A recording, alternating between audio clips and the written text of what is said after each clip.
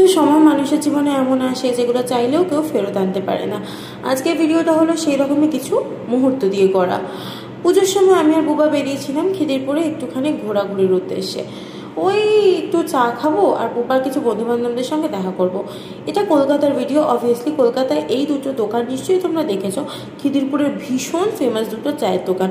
আমার তো দুটোরই খাবার দাবার প্রচণ্ড পছন্দ। এখানে আমি আর বুবা নিয়ে নিয়েছিলাম দুবার চা, কারণ এর বেশি এই গরমে আমার কিচ্ছু খেতে ইচ্ছা ছিল না। তারপরে গেছিলাম একটুখানি দুর্গার ঠাকুর দেখতে। আমি গোটা পুজোয় মোটে দুটো ঠাকুর দেখেছি, এটা নাম্বার 1 আর নাম্বার 2টা অন্যদিন দেখাবো। কাউন্সিলরের পাড়া বলে কথা, ভোগ দেবে না তা আবার হয় নাকি।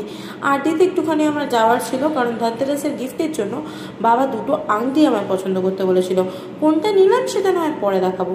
আর আজকে রাত্রে ডিনারে ভাবলাম একটু খাই কলকাতা স্টাইল বিরিয়ানি, কারণ হায়দ্রাবাদের বিরিয়ানি আমার ঠিক একদম পোষায় না। তোমাদের কোনটা ভালো লাগে বলো তো।